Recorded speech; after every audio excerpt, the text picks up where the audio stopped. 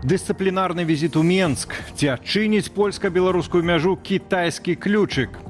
Паехалі на сваю бяду. У Крыме параненыя беларускія грамадзяне. Ці можна пражыць без машыны хаця б адзін дзень? Беларускі досвед.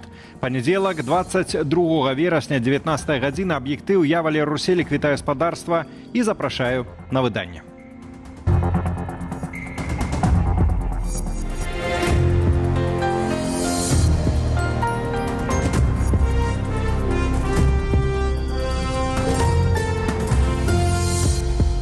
Апраўдванні, абвінавачванні і непублічныя размовы сам-насам. Лукашенко сустрэўся з пасланнікам Кітаю, запрасіў таго на асабістую размову, падчас якой паабяцаў нейкія сакрэтныя дадзеныя пра сапраўдныя прычыны закрыцця Польшчай мяжы з Беларусю. Прычым дыктатар нават не хаваў, што высокапастаўлены кітайскі чыноўнік прыехаў разбірацца менавіта з гэтым пытаннем. З падрабязнасцямі Антон Бяздольны.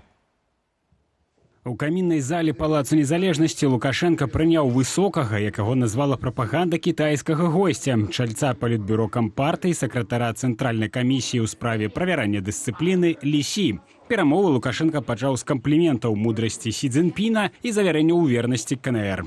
Вы должны знать, что здесь, в центре Европы, у вас самые надежные, добрые друзья. Пасля Лукашенко перайшоў да галоўнай тэмы сустрэчы – закрытай беларуска-польскай мяжы. Гэты крок суседняй краіны ён назваў несяброўскім, палітычным і скіраваным супраць Кітаю. Падрабязнасцямі паабяцаў падзяліцца падчас размовы сам-насам з кітайскім функцыянерам. Рассказать вам кое-что и поделиться нашими данными на эту тему.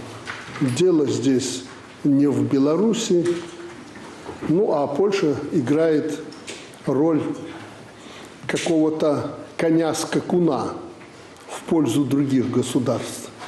Далейшая перамова Лукашэнкі і Лі Сі прайшла ў закрытым рэжыме. Яе падрабязнасцяў прэс-служба не паведаміла. Лі Сі прыехаў у Менск з трохдзённым візітам пасля паездкі ў Грэцыю. Напярэдадні ён паспеў пагаварыць з кіраўніком лукашэнкаўскай адміністрацыі Дмітрыем Крутым і старшынёй палаты прадстаўнікоў Ігорем Сергеенкам.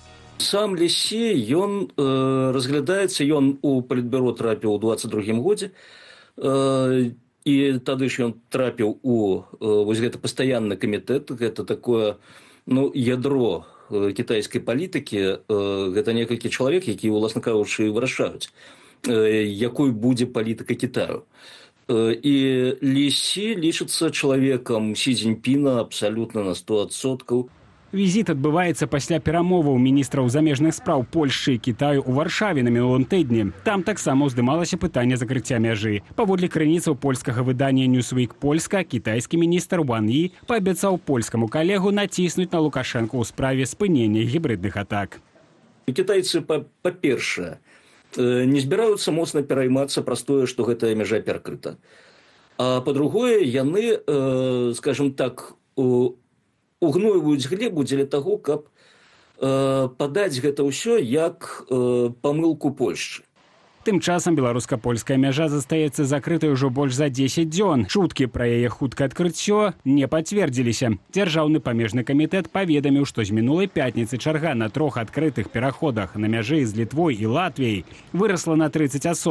Пасажыры аўтобусаў, якія цяпер едуць у Польшчу праз Латвію, скардзяцца на доўгія чэргі. Таксама назіраецца чарга на уезд у Беларусь. Антон Бяздольны, Белсат. Схема абыходу санкцыяў для гаманцоў Лукашэнкі, якой амаль 20 гадоў. Беларускі расследавальніцкі цэнтр апублікаваў вынікі расследавання датычна кампаніяў малавядомага арабскага бізнэсоўца Махамеда Аль-Сувайді. Паводле журналістаў, менавіта праз яго іншы вядомы гаманец сям'і Лукашэнкі Віктар Шаўцоў ствараў кампанію ў Саудаўскай Аравіі, Лацінскай Амерыцы і краінах Еўропы для абыходу абмежаванняў і легалізацыі капіталу. Расследавальнікі выйшлі на Сувайдзі праз аналіз дзейнасці ягонай літоўскай кампаніі «Пуйкі інвестыцыя». У перакладзе «выдатная інвестыцыя». Сувязь паміж Віктором Шаўцовым і гэтымі фірмамі, насамрэч, не адной фірмай, а некалькімі фірмамі, которые в суме валодаюць больш за 150 нерухомасцямі, самымі рознымі нерухомасцямі ў Літве, перадусім у Вільні і у Клайпеде, такая, што гэта асобы, которые працавалі і в банкі Шевцова, і потым гэтай галаграфічнай фірме, за которую фактычна Шевцов і атрымаў санкцыі в развязу і Швейцаріі.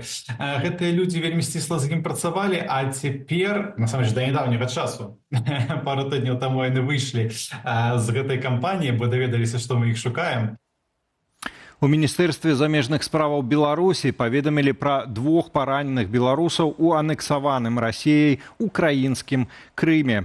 Раней расійскія ўлады заявілі пра атаку украінскіх беспілотнікаў на крымскае ўзбярэжжа ў раёне санаторыя Фарос і аднайменнага паселішча. Паводле акупацыйных уладаў загінулі 3 чалавекі і 16 атрымалі раненні. Тэму працягне Алесь Залеўскі. Беларускія грамадзяне атрымалі скепкавыя раненні, калі былі на крымскім узбярэжжы ў санаторыі Фарос. География пострадавших, жителей Южного берега Крыма, Севастополя, Республики Крым, других субъектов Российской Федерации, включая другие государства, в том числе и Республика Беларусь. Апроч будынкаў на тэрыторыі санаторыю, паводле інфармацыі акупацыйных уладаў, была пашкоджаная школа, але абышлося без пацярпелых. Пытанне, што рабілі на ўзбярэжжы беларусы. Санаторый Фарос прэзентуе сябе як 4-зоркавы гатэльны комплекс. Сотні ў эканом-класе каштуюць каля $90. Нягледзячы на акупацыю Расіі крымскага паўвострава яшчэ ў 2014 годзе, паводле статуту ААН і беларускага заканадаўства, Крым належыць Украіне, а паездка грамадзянаў Беларусі на паўвостраў трактуецца Кіевам як незаконнае пранікненне на акупаваную тэрыторыю. Пасля паўнамаштабнага ўварвання Расіі 3 гады таму уся Украіна стала адзіным полем бою, а навіны пра атакі інфраструктуры ў Крыме сталі штодзённаю руцінаю. Прадстаўнікі вайсковай адміністрацыі акупацыйнай, вайсковыя сілы і сродкі, асабовы склад, гэта все з'яўляюцца легітымнымі цэлямі для украінскай арміі, для ЗСУ. Таму удар можа нанесціць в любой час, в любое место. І такой мішэнню украінскіх БПЛА мог быць кіраўнік акупацыйнай адміністрацыі Херсонскай вобласці Уладзімір Сальда. Мяркуюць вайсковыя эксперты ва ўкраіне. Маўляў, ён разам з іншымі расійскімі чыноўнікамі якраз адпачываў у Фаросе. Але афіцыйнага пацверджання гэтай інфармацыі пакуль няма. Паводле ж інфармацыі ягонага прэс-сакратара, Сальда цяпер у Маскве. Затое ў Фарос, як і ў дзясяткі іншых санаторыяў паўвострава, можна набыць пуцёўку з Менску паводле цэны ў санаторыю. Што праўда, беларускія кампаніі не згадваюць у апісанні прапановы магчымых рызык і небяспекі. Уся надзея на медычную страхоўку. Алесь Залеўскі, Белсат.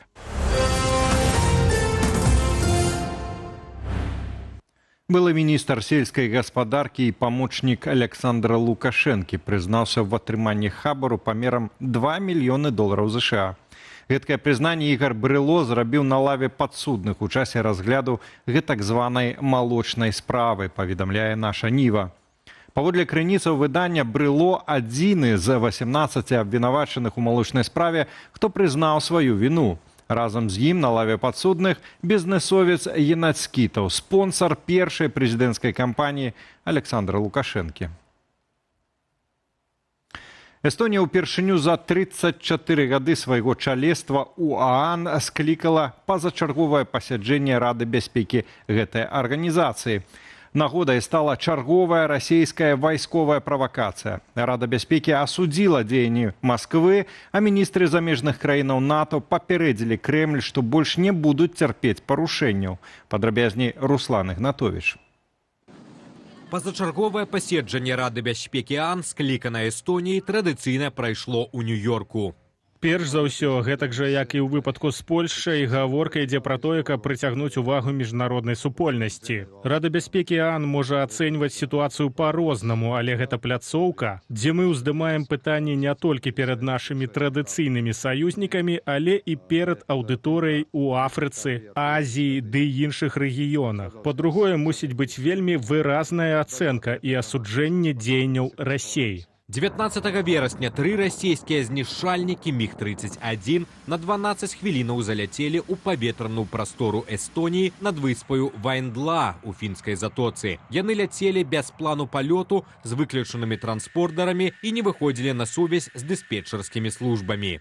Прэм'ер-міністр Эстонии Крыстен Михель паведаміў, што Эстонія ініцыюе таксама і кансультацыі ў НАТО паводле артыкулу 4 паўночна-атлантычныя дамовы.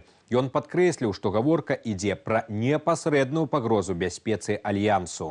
Расійскія самалёты былі перахопленыя італьянскімі F-35, што дзяжураць на базе Эмары ў межах місіі балтыйскага паветранага патрулявання. НАТО пацвердзіла інцыдэнт, назваўшы дзеянні Масквы, цытата, бязглуздымі і правакацыйнымі. Эстонскі МЗС выклікаў часовую павераную ў справах Расіі і ўручыў ёй ноту пратэсту. Еўрапейскія палітыкі адназначна асудзілі дзеянні Расіі. Кіраўніца еўрапейскай дыпламатыі Кая Калас падкрэсліла, што інцыдэнт не быў выпадковасцю. У Мінабароны Літвы заклікалі тэрмінова ўзмацніць сістэмы супрацьпаветранай абароны на ўсходнім флангу НАТО. А прэм'ер-міністр Польшы Дональд Туск заявіў, што ягоная краіна будзе збіваць аб'екты, якія відавочна парушаюць яе паветраную прастору. Нямецчына выступіла за рашучую рэакцыю. Кіраўнік нямецкага МЗС Йоган Вадефуль заявіў, што ў разе бяспекі АН неабходна паказаць салідарнасць з Эстоніяй і папярэдзіць Маскву пра магчымыя наступствы паўторных правакацыяў. Украіна таксама выказала падтрыманне Таліну. Прэзідэнт Уладзімір Зеленскі заявіў, што інцыдэнт быў скіраваны на дэстабілізацыю і што ён патрабуе рашучага адказу як ад НАТО агулам, так і ад асобных краінаў.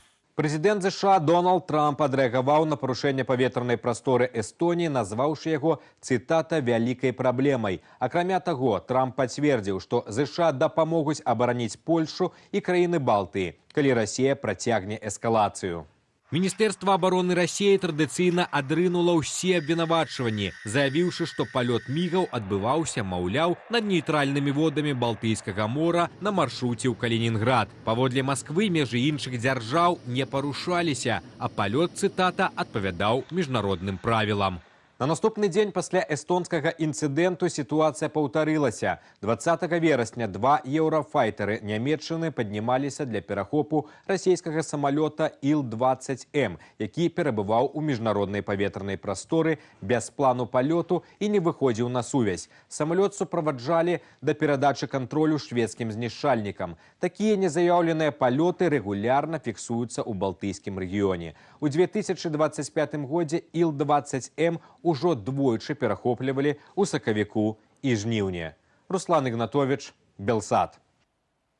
Кіраўнік ураду Ізраілю Беньямін Нетаньягу выступіў з рэзкай крытыкай на адрас краінаў, якія прызналі палестынскую дзяржаву. Гэта здарылася пасля таго, як за адзін дзень аб прызнанні абвесцілі Канада, Аўстралія, Партугалія і Вялікая Брытанія. У мяне ёсць яснае пасланне для тых лідараў, якія прызнаюць палестынскую дзяржаву пасля жудаснай разні 7 кастрычніка. Вы даяце вялікую ўзнагароду тэрарызму. І ў мяне ёсць яшчэ адно пасланне для вас. Гэтага не здарыцца. Палестынская дзяржава не будзе створаная на захад ад ракі Іярдан. Адказ на апошнюю спробу навязаць тэрарыстычную дзяржаву ў сэрцы нашай зямлі будзе дадзены пасля майго вяртання з Злучаных Штатаў. Чакайце.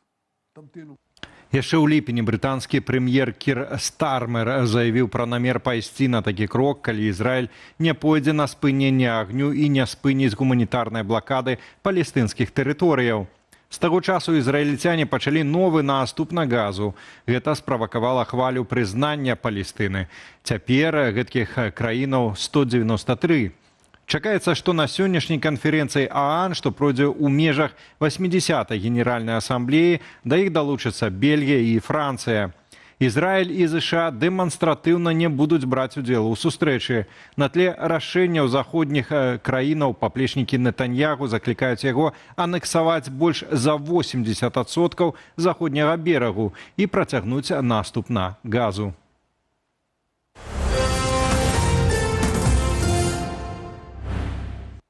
Чарговы тэндар на сайце дзяржаўных закупак і чарговы зашквар.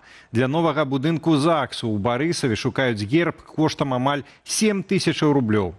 Пастаўнікоў шукаюць тэрмінова. Новы барысаўскі ЗАГС ствараюць на месцы былога кінатэатру «Пабеда». Рэканструкцыя пачалася летась у траўні. Гэта не першы прыклад падобных выдаткаў з бюджэту. Гэтак у красавіку Жодзінскі політэхнічны каледж патраціў амаль 2000 рублёў на сімвалы дзяржаўнасці. 3 сцягі, залатыя дрэўкі, герб і партрэт Александра Лукашэнкі. Таксама сёлета медыі звярнулі ўвагу на усталяванне флагштокаў у Воршы і Віцебску. Кожны з ідэалагічных аб'ектаў каштаваў больш за 1,5 мільёна рублёў. Беларуская спартоўка Марыя Жодзік, якая выступае за польскую зборную, заваявала срэбраны медаль на чэмпіянаце свету па лёгкай атлетыцы ў Японіі. Адметна, што другое месца беларускі ў скачках у вышыню адзінае траплянне на п'едэстал для Польшчы на турніры. У Токіа беларуска усталявала асабісты рэкорд упершыню ў кар'еры, узяўшы грасмайстарскую вышыню 2 метры. Марыя зрабіла гэта ў найцяжэйшых умовах. Падчас спаборніцтва ў японскай сталіцы пачаўся магутны лівень, з якім не справіліся многія фаварыткі. Марыя Жодзік, нарадзінка Баранавічаў, у 2020 годзе падпісала ліст спартоўцаў супраць гвалту, а ў 2022 асудзіла вайну ва ўкраіне.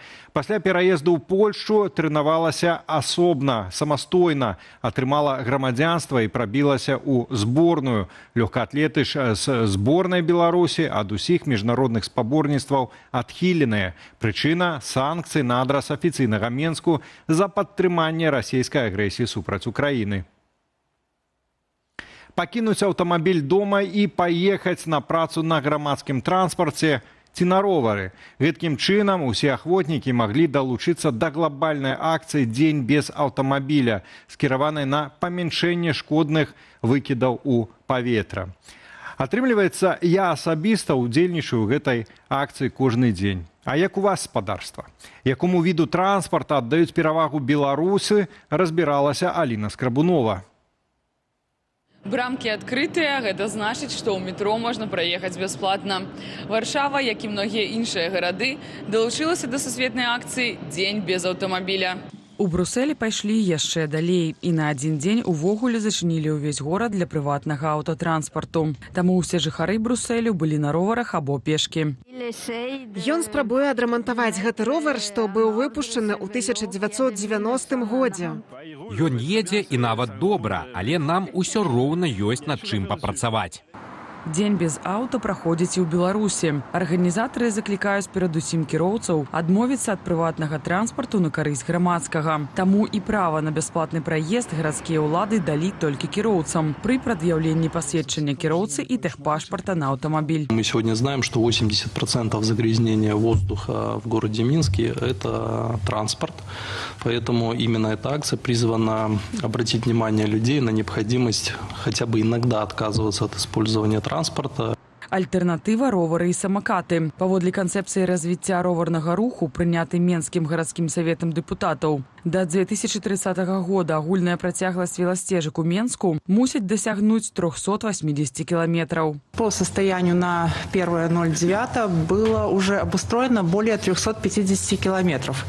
В этом году было обустроено более 40 километров, но если быть точным, 42,8 километра. Але гэтага ўсё яшчэ недастаткова, каб беларусы выкарыстоўвалі ровар менавіта як транспартны сродак, а не толькі дзеля адпачынку. Сталкиваемся с препятствиями, например, с подземными пешеходными переходами.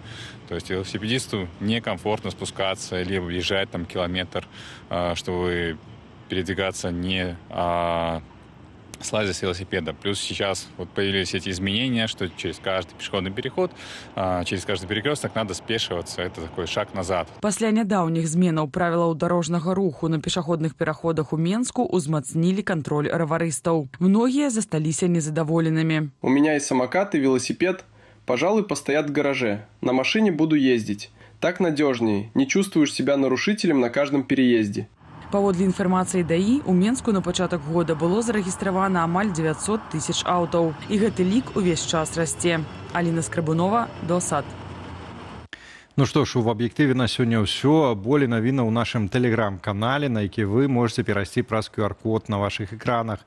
Ну а інфармацыйны вечар працягваецца. Гаспадарства чакае студыя Белсат, якую мы правядзем разам з Вітаўтам Сіўчыкам.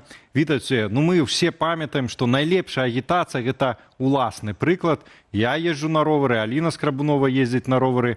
Як у цябе дзень без аўтамабіля, як ты сустрэў? Сёння выняткова на метро, але без аўта, што важна. На ровары таксама стараюся, калі цёпла, часта прыязджаць на працу. Для мяне гэта, слухай, 11 кіламетраў у адзін бок. Ну, гэта, в прынцыпе, таксама прыклад для нашых гледачоў. Гэта і здароўе, і экалогія. Але што да сённяшніх тэмаў? Сёння у нас насамрэч будзе эфір з вельмі важным сведчаннем. Сергей Спарыш, былы палітвязень і паплечнік Міколы Статкевіча, уласна будзе сведчыць і распавядаць пра тое, што яму расказаў лідар народнай грамады вось у гэтую ноч перад вывазам, перад спробай вывесці Міколу Статкевіча за мяжу. Ну і таксама трошкі больш так абшырна, так шырока разгорнем тэму стасункаў паміж Кітаем і рэжымам Лукашэнкі. Вядома, што з узурпатарам размаўляў старшыня камісіі па рэгуляванні дысцыпліны кітайскай кампартыі. Што з гэтага выйдзе, запытаем у аналітыка Ігара Тышкевіча, які далучыцца да нашага эфіру. Таксама запрашаю ўсіх нашых гледачоў застацца і быць з намі. Гаспадарства, ну што, самы час пачынаць студыю Белсат.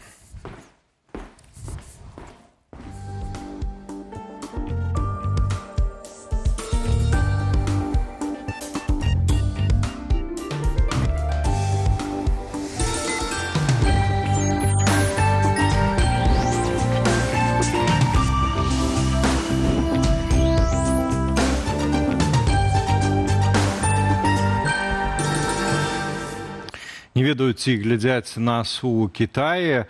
Наўрад ці яны змогуць прагаласаваць у нашай апытанцы пад стрымам на ютубе нашага эфіру, але вы, гаспадарства, можаце, калі для вас гэта бяспечна. Калі ласка, калі адкрыюць польска-беларускую мяжу, 3 варыянты адказу прапанавалі для вас. Калі ёсць 4, напішыце ў каментарах. Ну а пакуль што, калі кітайцы націснуць на Лукашэнку, калі палякі перадумаюць, і яшчэ ёсць варыянт ніколі. Калі ласка, галасуйце. Ніколі это не да нейкага там Міколы, як у некаторых анекдотах жартуюць.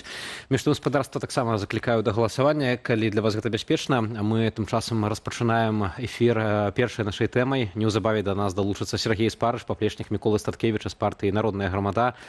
Спадара Сергея затрымалі ў чэрвені 20-га, ды асудзілі пазней на 6 гадоў калонію змосленага рэжыму паводле справы тэлеграм-каналу «Армія з народам». Сярод абвінавачванняў, выстаўленых рэжымам, быў удзел у масавых беспарадках, навучанне ці іншае рыхтаванне да ўдзелу ў масавых беспарадках або фінансаванне гэткай дзейнасці, а таксама перашкода ажыццяўленню выбарчых правоў. Вось такі сюррэалізм. У 22-м годзе КДБ абвесціў спадара Сергея асобай, цытата, датычнай да тэрарыстычнай дзейнасці. І ўрэшце 11 верасня Сергей Спарыш апынуўся на волі. Рэжым Лукашэнкі выслаў яго разам з іншымі вязнямі ў суседнюю Літоўскую рэспубліку. І вось цяпер спадар Сергей з намі на сувязі з Літвы, сябра партыі «Народная грамада», былы палітвязень. Спадар Сергей, сардэчна вас вітаем у нашым эфіры. Вітаем. Добрый день. Вітаю. Спадар Сергей, мінула вось поўных 10 дзён пасля таго, як вы апынуліся ўжо не за кратамі, як вы на свабодзе. Хацеў бы вас запытацца так коротко пра ваши ўражанні ад гэтых дзён свабоды. Ну, прежде всего, замечательный город Вильнюс, который я очень люблю. Так что есть на что посмотреть. Знакомство с новыми людьми, встречи со старыми знакомыми. Все прекрасно. Мы так само... Что касается положения в эмиграции, то многое предсказуемо. Люди разбиваются на кучки. Нужно их объединять. Нужно, чтобы все здоровые силы в нашей белорусской так называемой оппозиции, я бы сказал лучше, среди наших демократических сил, патриотических сил, чтобы все правильные пацаны объединились. Тогда все будет хорошо. Цікавы пасыл. Спадар Сергей, мы вось ведаем, што вас прымусова вывезлі за мяжу. Пытанне вось чыста вось фармальна. Мы разумеем, што ў Беларусі не да законаў, пра гэта сам узурпатар казаў, але фармальна, ці гэта, я не ведаю, ці вы афіцыйна былі памілаваны, ці у вас ёсць на руках нейкія дакументы, якія пра гэта сведчаць? Ну вось афіцыйна які гэта статус? У меня никаких документов нету. Мне не давали никакую бумагу, на которой бы написано было, что я помилован. Ничего такого нет. Гэта таксама цікава ў кантэксце Міколы Статкевіча, таму што ведаем, што прапагандысты лукашэнкаўскія яны гавораць, што вось там, маўляў, ну памілаванне, не памілаванне, а і так вось яны, маўляў, Васкасенскі казаў пра тое, што спадара Міколу могуць вярнуць у вязніцу, нягледзячы на памілаванне. Ну, суцэльны абсурд. Калі вяртацца да вашай... Так, калі вяртацца да вашай справы, вось у 2020 годзе вас затрымалі, асудзілі фармальна за тэлеграм-канал «Армія з народам». Вось ці ў кантэксце наступных падзеяў нападу Расіі на Украіну з тэрыторыі Беларусі, вось ці вы адчувалі, што гэта вось сапраўды быў важны тэлеграм-канал? Абсолютно нет, это только повод. Я не очень понимаю, почему меня приписали к этому телеграм-каналу. Я людей, с которыми я оказался подельником, встретил впервые уже, когда нас ознакомливали с делом. Это совершенно смешная история. Вот. Это просто один из каналов, куда я сделал несколько репостов. Вот и все. То есть посадить могут за что угодно. Меня надо было сажать за другие вещи. Но по закону я ничего не нарушал. Никакой уголовки там нету. Даже административки, в принципе, мне пришить нельзя было. Спадар Сергей, я занимался только подготовкой к выборам. Подготовкой кандидатов к выборам. Кандидатов в президенты, кандидатов в протесты. Спадар Сергей, вы пачалі адказваць вось пра свае, падзяліліся ўражаннямі першымі ў Вільні, і што да палітычнай працы, атрымліваецца, бачыце поле для далейшай палітычнай працы, гэта вось задзіночваць, аб'ядноўваць людзей, беларусаў, якія апынуліся за мяжою. Мы цяпер ведаем, дакладней афіцыйна мы нічога не ведаем пра Міколу Статкевіча, акрамя таго, што ён зноўку ў Беларусі па непацверджанай інфармацыі знаходіцца ў глыбоцкай калоніі. Між тым, вось гэты ягоны ўчынак выклікаў абсалютна палярныя ацэнкі. Напрыклад, ваша ацэнка, вы назвалі, што вы заявілі, што павінны быць свае Нельсаны Мандэлы ў Беларусі. Ёсць палярныя, адваротныя рашэнне ацэнкі вось гэта рашэнне Міколы Статкевіча пра тое, што не варта было ісці, трэба было быць у эміграцыі вось гэтай вымушанай і там займацца, рабіць больш для Беларусі. Як сёння, магчыма, ваша ацэнка змянілася вось з гэтым карэктаванне нейкае адбылося вашай ацэнкі, улічваючы тое, што так трэба шмат беларусаў за мяжою аб'ядноўваць, і, магчыма, гэтым варта было б заняцца Міколе Статкевічу, на вашу думку, альбо ўсё-таки застаецца ваша ацэнка па-ранейшаму? Моя позиция нисколько не изменилась. Прежде всего, трудно было бы думать, чтобы Николай Статкевич мог поступить по-другому. Когда в 2015 году он освободился, точно по такой же ситуации, когда его помиловали без просьбы о помиловании. Но тогда его отпустили в Минск. Вот. И к нему подходили люди на улицах, незнакомые совершенно люди, и тихонько его просили не уезжать. Вот. Ну как он может уехать в такой ситуации, когда кто-то должен быть в Беларуси? Тут и так уже хватает политических лидеров. Посмотрим, что они могут сделать, насколько они лидеры. Могут ли они объединить демократические силы, здоровые демократические силы. Потому что есть такие демократические силы, которые, например, сотрудничали с КГБ, например, или такие, которых полностью устраивала ситуация и до 2020 года в Беларуси, когда они находили, и сейчас их полностью устраивает ситуация. Такие, конечно, демократические силы, может быть, и не нужно объединять с нормальными, но все нормальные ребята и девчата, они должны быть вместе. Потому что общая цель — это убрать Лукашенко и вернуть белорусской нации, белорусское государство. Вот и все. Те, кто хотят этого, они должны быть вместе. Независимо, объединяет их Статкевич или кто-то другой. Понятно, что моральным лидером сейчас Статкевич является безоговорочным. Никто его в этом смысле заменить не в состоянии. Вот. А объединяться мы можем так, сами собрались, ребята, девчата, выпили пиво, поговорили. И все. Змагацца за беларускую дзяржаву, вось згадваюцца таксама вашыя ранейшыя сведчанні аб размове з Мікалаем Статкевічам у ноч у СІЗА перад прымусовым вывазам у Літву, дзе, паводле вашых словаў, гаспадар Мікалай сказаў: у Беларусі ўжо сфармаваная нацыя, і цяпер трэба змагацца за дзяржаву. Трэба пашыраць вось гэтую прастору свабоды. Ці маглі б вы таксама для нашых гледачоў больш падрабязна распавесці пра гэтыя словы гаспадара Мікалая, што яшчэ ён тады казаў у гэтую ноч?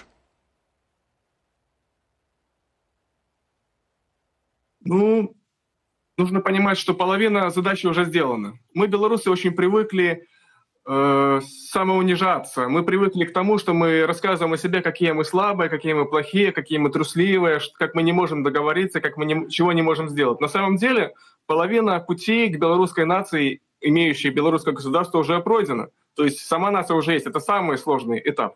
Вот он пройден. Нужно порадоваться за это. Надо сказать спасибо тем людям, которые участвовали в этом. Вот. Некоторые из них сейчас находятся в Беларуси, некоторые в эмиграции. Они должны быть вместе, потому что они сделали великое дело на самом деле. Вот. И Николай Статкевич просил передать белорусским патриотам, что они действительно крутое дело сделали. Вот. А теперь нужно всем вместе объединиться, кто хочет действительно объединяться, и сделать вторую половину этого великого дела. Получить белорусское государство. Спадар Сергей, вось наконт аб'яднання, магчыма, не вельмі атрымліваецца з-за того, што існуе, прынамсі некалькі сцэнароў, вось так агучваецца, што можна было б і што варта сёння рабіць. Адны кажуць пра тое, што трэба папросту чакаць в акно магчымасцяў і рыхтавацца вось там на будучню. Хтосьці кажа пра тое, што сёння трэба падтрымліваць, напрыклад, беларускіх добраахвотнікаў, рыхтаваць мілітарныя структуры ў іншых краінах для того, каб заходзіць у Беларусі, непасрэдна браць уладу ў свае рукі. Самыя розныя сцэнары, хтосьці спадзяецца на людзей унутры Беларусі, хтосьці на дапамогу заходніх дзяржаваў. Ці вам бачыцца нейкі сцэнар, больш не той, што перспектыўны, больш рэальны ў сённяшніх умовах, альбо яшчэ рана пра гэта разважаць вам? Я считаю, что то, что вы назвали, и то, и другое, это вполне адекватно, и все пристойные люди должны двигаться и в том, и в другом направлении. Кому-то одно ближе, кому-то другое. Кто-то должен поддерживать белорусских добровольцев и создавать, как Пилсудский создавал в свое время польских легионеров, так должны создаваться и белорусские легионеры, готовые впоследствии, как Шарль де Голль вошел в Париж с американскими танками, такие именно французские войска вошли в Париж на американских танках. Так и белорусские войска когда-нибудь, возможно, будут входить в Минск на каких-то немецких или еще каких-нибудь танках, именно белорусские. Для этого нам нужны добровольцы. Да, есть и другие варианты. И я считаю, что те люди, которые могут заниматься одним делом, они должны заниматься одним делом. Те люди, которые занимаются другим делом, должны заниматься другим делом. Вспомните, как эсеры работали, например. Была у них группировка, которая работала по боевым группам, а были другие эсеры, которые занимались парламентской работой. А вроде как это была одна и та же партия. У нас много есть партий, много есть хороших людей. Кто-то занимается правозащитной деятельностью, пусть занимается, кто-то помогает политзаключенным, как какое-то, не от группы какой-то большой, а по личным каким-то убеждениям. Пусть занимается. Все это прекрасно. Давайте вместе работать. А когда будет работа, цель-то у нас одна. Вот. Все пристойные люди должны друг друга уважать, поменьше ругаться друг с другом, насколько это возможно, и тогда все будет хорошо. Згадалі вы пра танкі, і вось Мікалай Статкевіч, паводле таксама вашых сведчанняў, казаў, што калі б беларусы перамаглі ў 2020 годзе, то ніякія расійскія танкі так вось не пайшлі б на Украіну з тэрыторыі Беларусі. І ведаеце, вось мы тут таксама з калегам размаўлялі і так дзівіліся, наколькі спадар Мікалай, які знаходзіўся ў страшэнных умовах у поўнай ізаляцыі ад свету, так добра ацэньваў падзеі, так, і расказваў таксама сваё нейкае бачанне адносна таго, што адбываецца ў свеце. На вашу думку, як у спадара Мікалая гэта атрымалася? У него аналитический ум и хорошая память, и он привык обрабатывать информацию. У него есть навыки, огромный опыт в этом деле. Он уже не в первый раз сидит в условиях нехватки информации. В 2010 году тоже ему информации не хватало, но он читал «Советскую Белоруссию», и, читая между строк, понимая, что важно в материале, что не важно, он мог понять, что на самом деле происходит. В этом нет ничего такого сверхъестественного, просто этот человек, может быть, немножко больше имеет опыта, и у него аналитический мозг. Яшчэ хацелася б удакладніць, калі гэта можна ўвогуле агучваць, то гэта ўжо на ваше гледжанне. Ці сустракаліся вы ўжо з кімсьці, якраз вось, каб паразмаўляць пра супольную працу, і ці атрымліваецца знайсці супольную мову? Альбо пакуль што побытавыя справы на першым месцы? Немножко встречались, но пока еще рано об этом говорить. Вы таксама расказвалі пра тое, што калі знаходзіліся ў засценках, усё роўна ведалі пра тое, што, напрыклад, рабочыя з МЗКЦ паслалі Лукашэнку ў жніўні 2020 года. Як вам таксама ўдавалася атрымліваць такую інфармацыю? Няўжо гэта паказвалі па дзяржаўным тэлебачанні? Пока я сидел в СИЗО, то у нас была возможность смотреть российское телевидение на Володарке. Вот, российское телевидение давало намного больше корректной информации. Вот. Кроме того, была возможность поговорить с адвокатом, плюс были газеты, еще изначально «Новый час» приходил и тому подобное издание. Вот. Потом кто-то что-то со звонков, кто-то что-то со свиданий и тому подобное. Но сейчас это все обрубают, и чем дальше, тем сложнее сидеть политзаключенным, потому что информации им не хватает. Вот. Я еще застал время, когда информация приходила более-менее нормально. Ну и сейчас, даже если ты читаешь какую-нибудь советскую Белоруссию, там очень много можно интересного найти. Сергей, еще такое питание. Ну, мне все непокоїть вось гэта тэма аб'яднання нас усіх, бо занадта шмат сварак, па якую тэму не возьми, все сваркі, нават здавалася б, такая тэма, як дапамога палітвязням, і нават тут цяпер ужо сварацца, і ці дастаткова вам дапамагаюць вось этой частцы людзей, которых 10 дзён таму выкінулі з краіны, і што рабіць з наступнымі вызваленымі групамі, выкінутымі дакладней групамі, калі такое раптам адбудзецца. Ці можете вы сказаць, ці вам на сённяшні дзень дастаткова дапамогі, якая аказваецца, альбо у чым ёсць патрэба найбольшая для вас сёння? Мне здаецца, ваш адказ можа быць карысным якраз пры планаванні дапамогі, у тым ліку і будучым вось гэтым групам нашых суайчыннікаў, суайчынніц, калі раптам іх таксама будуць выкідваць за мяжу. Ну, мне не очень нравится разговаривать о деньгах. Ну, мне, в принципе, помощь оказывается. Этого, по-моему, достаточно. Ну, тут гаворка ж не толькі пра грошы, гаворка, напрыклад, пра юрыдычныя кансультацыі, жытло, нейкія побытавыя рэчы, которые, ну, ад іх нікуды не падзенешся, яны таксама патрэбныя. Я не меў на ўвазе выключна грошы. Мне оказывает помощь. Я думаю, что для того, чтобы прекратить все эти разговоры, может быть, стоит провести открытый аудит, чтобы раз и навсегда люди поняли, на что деньги тратились. Потому что я тоже видел очень много недопониманий. Я не хочу об этом сейчас разговаривать. Пусть будет открытый аудит, пусть открыто покажут людям, тем, которые сомневаются в чем-то, на что тратились деньги, и все. Спадар Сергей, напрыканцы нашай размовы хацелася б таксама яшчэ звярнуцца да Мікалая Статкевіча. Усіх нас хвалюе ягоны лёс. Сапраўды няма ніякой афіцыйнай інфармацыі такой дакладнай ад рэжыму, што цяпер адбываецца са спадаром Мікалаем. Мы чулі словы Лукашэнкі, якія пужаюць, дзе ён там казаў, што вось спадар Мікалай можа памерці, і іншыя такія жахлівыя словы. Мы ж ведаем, што вось 52 чалавекі, якія былі, у тым ліку вы, вызваленыя з турмаў і прымусова вывезеныя за мяжу, са спадаром Мікалаем гэта не атрымалася. Гэта ж усё было ў межах дамоўленасці з амерыканцамі, у межах дамоўленасцямі з прэзідэнтам США Дональдам Трампам, які вось менавіта ўзяўся за справу вызвалення беларускіх палітвязняў. Ці вось такія паводзіны Лукашэнкі, што ён скрывае, дзе Мікалай Статкевіч, нічога не вядома пра ягоны стан. Тое, што ён увогуле пасля так званага гэтага памілавання зноў не знаходзіцца недзе на свабодзе, не мае кантакту з сям'ёю. Ці, на вашу думку, гэта не можа сарваць нейкія далейшыя палітычныя дамовы паміж Менскам і Вашынгтонам? Ці тут Лукашенко не рызыкуе? І ці гэта не той момант, калі міжнароднай грамадскасці трэба проста зноў узняць голас і запытацца, дзе Мікалай Статкевіч? Очевидно, что все политические силы на Западе должны немедленно эту тему поднять и как можно громче, и как можно сильнее. Потому что это выглядит действительно как срыв переговоров. Что тут можно сказать? 2 года и 7 месяцев не было никакого контакта с Николаем Статкевичем. И, честно, когда я вошел в камеру СИЗО и услышал про себя легкое напоминание из уст Николая Викторовича, увидел его, я не удержался и крикнул «живой», потому что я не был уверен, что он жив. Эти 2 года и 7 месяцев вообще никакой информации не было. Каждый раз, когда я пытался узнать с воли, что же там происходит, я спрашивал, как дядя Коля, и мне говорят, ничего не известно. 2 года и 7 месяцев.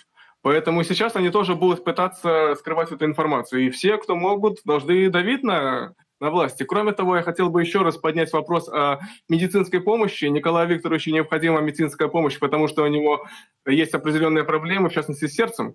Вот. И один из самых распространенных методов воздействия на политических противников у режима Лукашенко – это не давать лекарства. У нас был один уважаемый товарищ в нашей партии, у которого был сахарный диабет, так ему пришлось запретить участвовать в митингах, Потому что когда его сажали на Окрестина на 15 суток, ему не давали инсулин. И человек мог впасть в кому. Вот, поэтому то же самое вполне возможно сейчас пытаются сделать с Николаем Статкевичем, что не давая ему лекарства, например, для того, чтобы вынудить его на какие-то шаги в сторону сближения с режимом Лукашенко. Нужно давить на них всеми возможными методами, чтобы этого не случилось. Спадар Сергею, дзякуй вялікі вам за сённяшнюю размову. Як вядома, усе самыя чорныя злачынствы адбываюцца пры нашым маўчанні і абыякавасці, таму дзякуй вялікі вам таксама за заклікі да дзеянняў, а таксама за заклікі да задзіночвання і каб мы перасталі ўсе сварыцца між собку. Дзякуй вялікі вам. Гаспадарству хочу нагадаць, Сергей Спарыш, актывіста партыі «Народная грамада», былы палітвязень, паплечнік Міколы Статкевіча, быў з намі на відэасувязі. Гаспадарства, цяпер яшчэ рубрыка наша штодзённая агляд навінаў рэгіёнаў, які мы рыхтуем разам з нашымі калегамі з выдання БГ Медыа. І вось першая навіна з Гомельшчыны. У Гомельскім раёне міліцыя правяла рэйд па так званых дармаедах. Раённая газета запэўнівала, што гэта нібыта місія дапамогі, а не пошук парушальнікаў. Міліцыянты тлумачылі, што людзі часта не працуюць афіцыйна не праз ляноту, а праз адсутнасць інфармацыі пра вакансіі.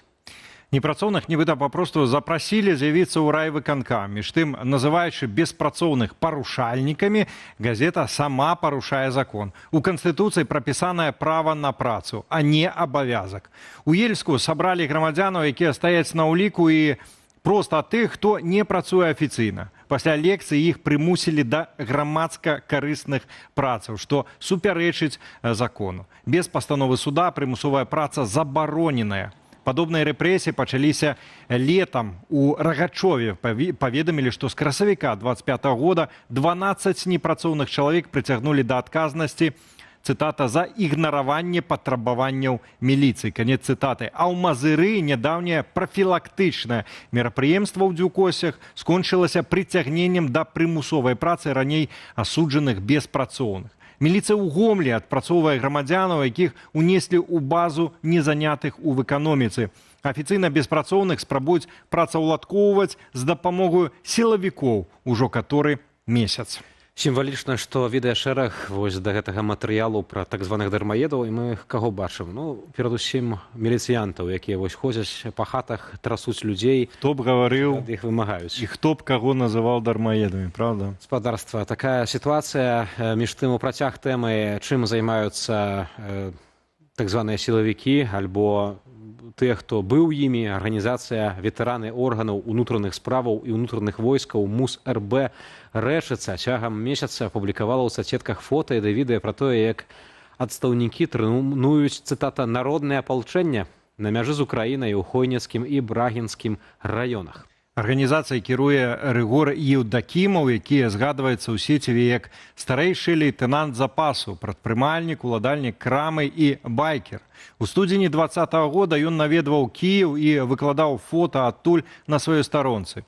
На здымках з трэнаванняў народнага апалчэння відаць муляжы выбуховых прыладаў, з дапамогай якіх вучылі сярод інша ставіць расцяжкі.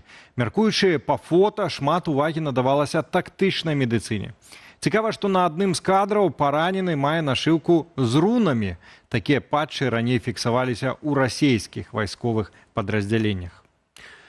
Гаспадарства, у нас ёсць яшчэ адзін матэрыял з Івацевічаў, дзе мясцовы жыхар абураецца тым, што яго выгналі са школы, маўляў, чакаў там сына. Захацеў зайсці ў сталоўку, каб купіць дзіцяці смажанкі. Зайшоў, паказаў нават дакументы ахоўніку, той запісаў звесткі бацькі і дазволіў ісці ў сталоўку, дзе мужчына набыў, уласна, дзве гэтыя смажанкі, але далей пачалося нечаканае. Давайте послухаем. Убегает какая-то баба, ни здрасте, ни до свидания, не представилась, ничего. Давай мне тут, короче, истерику. Кто он такой, кто его сюда пустил, туды-сюды, курям воды. По школе движение запрещено, чуть этого охранника с работы не выгнало там. Я говорю, тише, тише, куда вас несет, говорю. Успокойтесь, не нервничайте, школа. Я говорю, просто зашел детенку купить смаженки эти гребаные.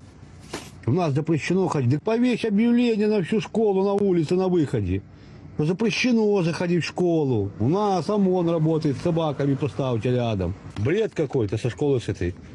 А макулатуру сдай. Вот макулатуру надо сдать. Вот макулатуру теперь, пускай мне по закону покажут мне эту статью, и где написано, дали указание, указ вышел, что должен сдавать макулатуру, а не заниматься вымогательством всяким по макулатуре. Где мне брать эту макулатуру? Бред сумасшедшего, я не знаю. Я так раньше здесь, я раньше учусь, но такого здесь не было. Мне аж давление аж подняли. Ну і напрыканцы нашага рэгіянальнага дайджэсту перанесемся ў цэнтр Скідзелю, дзе лось забраўся на прыватны падворак. Гаспадыня скрозь сон пачула чыесьці крокі на вуліцы, паглядзела ў вакно і ўбачыла зламаны плот. У абед жанчына пайшла на агарод садзіць хрызантэмы і знайшла на ўчастку велізарныя сляды. Прыгледзелася ласіныя. А ўвечары суседка прыслала фатаграфіі, якія паспела зрабіць. Паводле яе лось сам не зразумеў, што адбылося. Параніў правую заднюю нагу. Выклікалі ратавальнікаў, якія знайшлі лася на іншым падворку, ды правялі яго да лесу. Гаспадарства, тэма, якая гучала сёння ў аб'ектыве, але мы б хацелі яшчэ больш шырока яе асвяціць. Сёння ў Менску госці з Кітаю. Да Лукашэнкі прыехала дэлегацыя на чале з сябрам палітбюро кампартыі ды сакратаром цэнтральнай дысцыплінарнай камісіі кампартыі Кітаю Лі Сі. З чым звязаны гэты візіт у наступным матэрыяле. Чалец палітбюро камуністычнай партыі Кітаю ды сакратар цэнтральнай камісіі для правярання дысцыпліны Лі Сі ў Менску. Размова праходзіць за закрытымі дзвярыма. Зрэшты, на публіку Лукашенко зрабіў заяву. Маўляў, гаворка будзе ісці пра закрытую мяжу Польшчы з Беларуссю. Са словаў Лукашэнкі, гэты крок польскага боку скіраваны супраць Пекіну. Рассказать вам кое-что и поделиться нашими данными на эту тему. Дело здесь не в Беларуси, ну а Польша играет роль какого-то коня-скакуна в пользу других государств.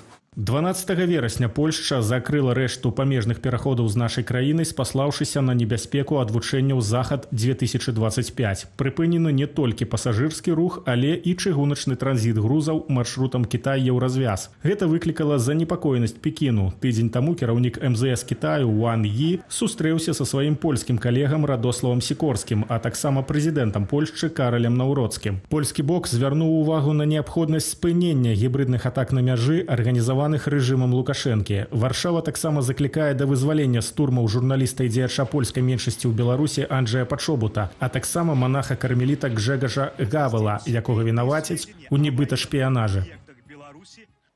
З намі на сувязі палітычны аналітык Ігар Тышкевіч. Спадар Ігар, добрый вечар. Вечер добрый.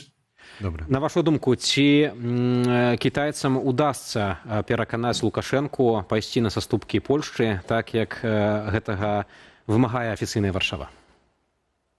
Ну, давайте так. Вымоги афіцыйнай Варшавы на вельмі размыты, потому что Польша, она свядома подняла ставки, не артыкулюючы конкретно, чего она хочет. Тому вот конкретно KPI, каб мяжа была адчынена, няма. Гэта зроблена зважаючы на амерыканскі перамоўны трек і паляпшэнне адносінаў з Пекінам. Адпаведна, кіраўніцтва Польшы выклала на стол пэўныя карты, разумеючы, што прынамсі транспартны транзіт рана ці позна трэба будзе аднаўляць у любым выпадку, але спрабуючы выгандліваць як мага болей для сябе.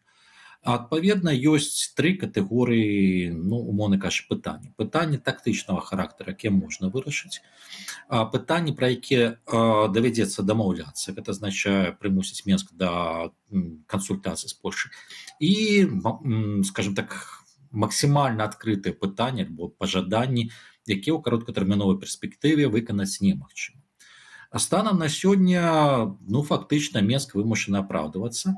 І вот калі казаць пра магчымасці Польшы, то ёсць магчымасць па першаму блоку пэўных прасоўванняў і дзесьці ў кастрычніку, таму што зараз пасля 17 верасня малаверагодна, што гэта пачнецца, але на працягу тыдняў-двух, вот першы 2 тыдні кастрычніка, цалкам верагодна з'яўленне некага трэка кансультацыі афіцыйнай Варшавы, афіцыйнага Менску.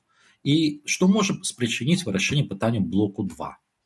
Вот блок 3 максімальна жаданне Польшы у кароткатэрміновай перспектыве невыканальны, і калі пры гэтым транспартны транзіт застанецца зачыненым, таму што транзіт для людзей нікога па вялікім рахунку не хвалюе. Вот, калі транспорт застанецца зачынен, ну тады ўжо больш моцная пазіцыя будзе ў Лукашэнкі, таму што тады незадаволенасць Пекіна будзе ўжо менавіта Варшавай. Ну, мы чулі таксама афіцыйныя заявы польскіх дзяржаўных асобаў пра тое, што мяжа будзе адчыненая тады, калі спыняцца правакацыі з боку Беларусі. Пра гэта казаў віцэ-прэм'ер-міністр замежных спраў Радослаў Сікорскі. А што вы маеце на ўвазе пад невыканальнымі умовамі? Вось пра гэты трэці блок, які вы згадалі.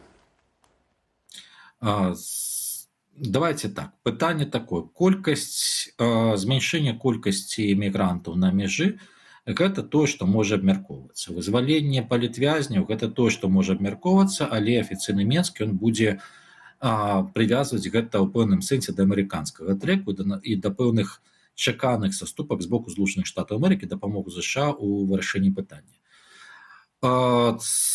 Пытанне, скажем так, абмену нейкай інфармацыі аператыўнага стану па, скажем так, у тым ліку вайсковага характару гэта ўжо ідзе.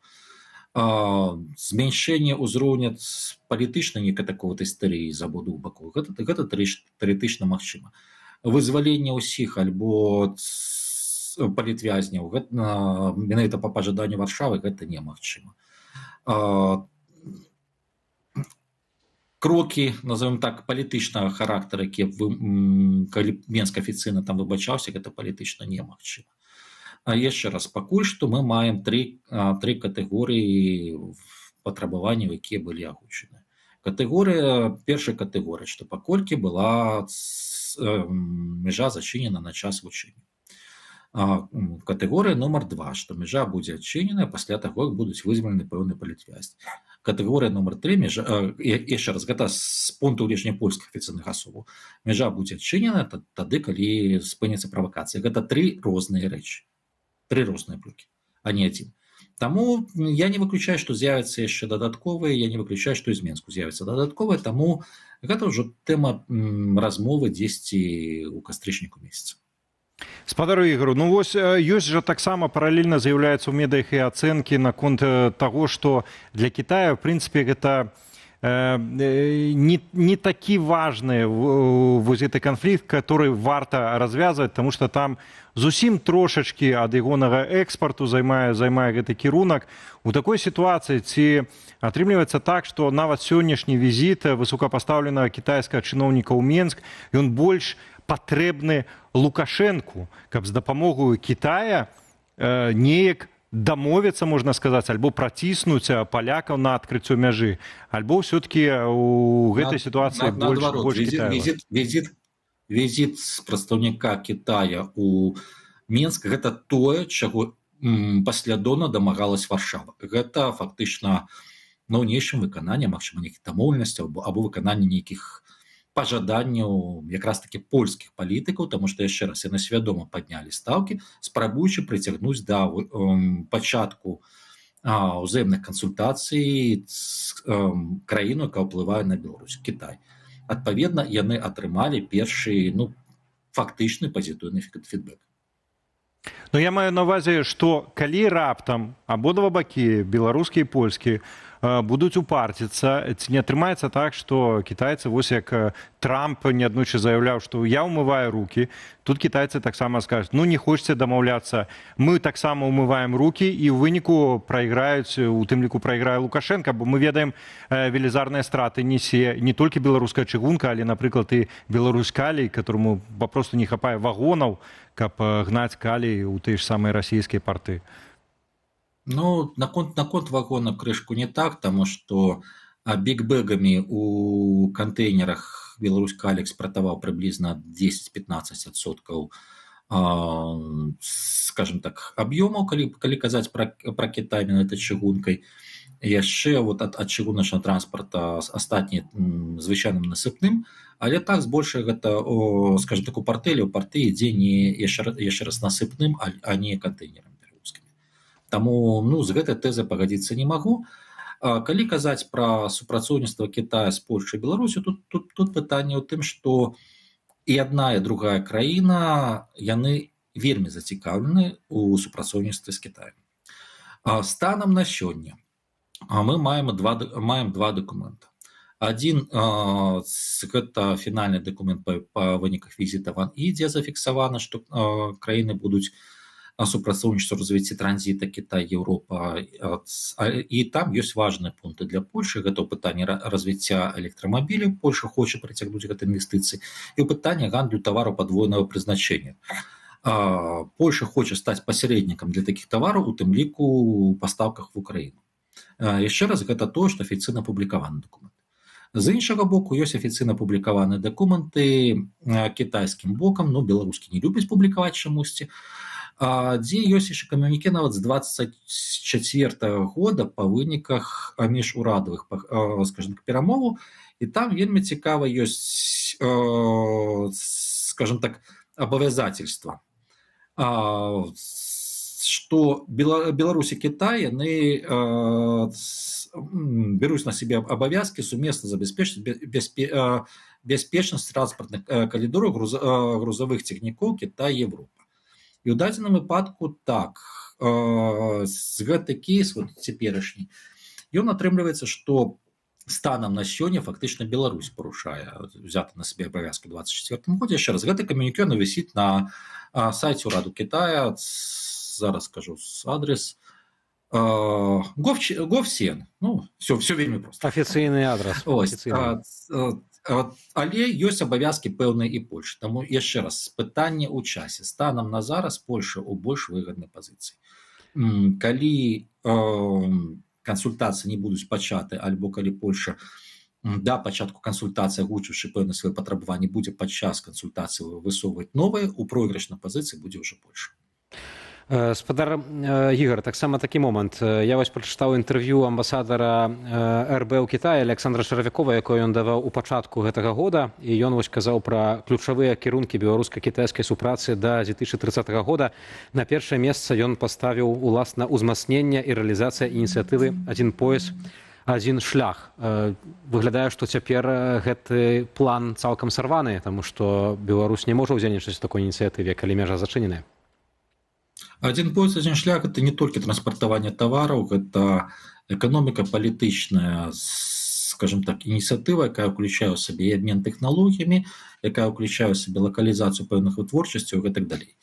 Таму з аднаго боку так, гэта цывілізацыйны праект Китая, які завязаны ў ліку на лагістыку. Лагістыка важная рэч, але гэта не азначае, што ў дадзеным выпадку на гэта можна ставіць крыж.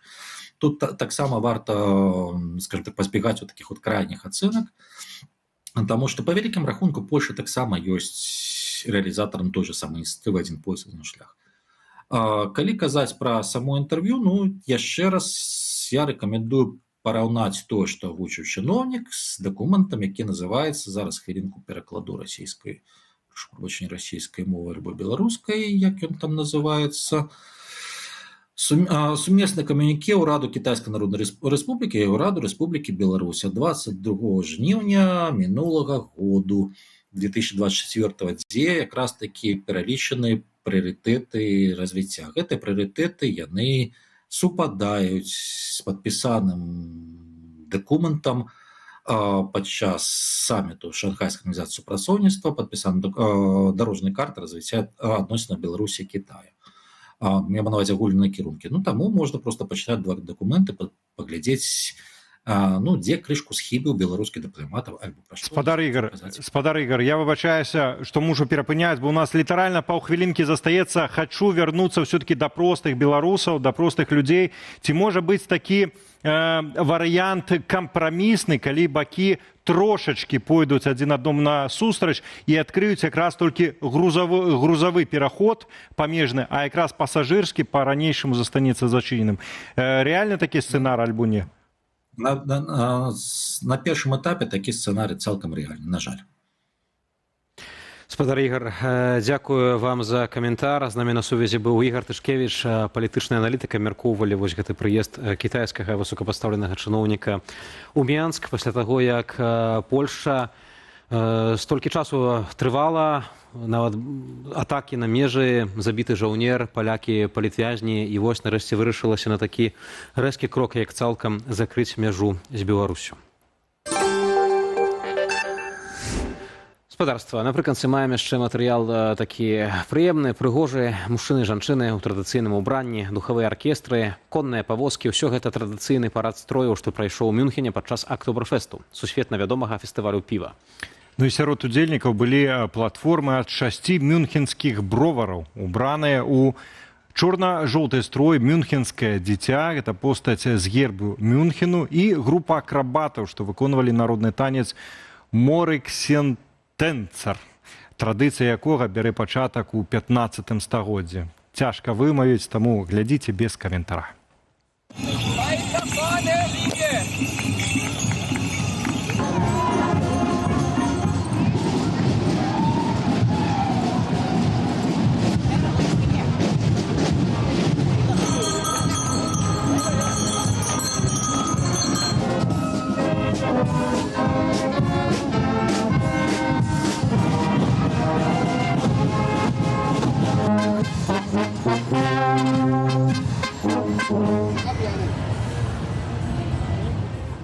Ну і напрыканцы, вядома ж, калі заклікалі галасаваць, то трэба падсумаваць вынікі. Калі кітайцы націснуць на Лукашэнку, тады і адкрыецца польска-беларуская мяжа. Гэта наш пераможца варыянт, 49% галасоў. 49 то будзе другі тур. Што там у другім туры? Ну, у другім туры выйдзе варыянт таксама, калі палякі перадумаюць, а вось варыянт ніколі адпадае, таму не трацьма надзеі. Не трацьма надзеі не толькі ў справах мяжы, але і ў тым, што здаровы клёк пераможа агулам у беларускай рэчаіснасці і вернецца Беларусь да нармальнага, адэкватнага жыцця. Дзякуй вялікі за тое, што глядзелі студыю Белсат. Для вас сёння працавалі Валерый Рушелік і мой цудоўны калега Вітаўт Сіўчык. Да хуткай сустрэчы.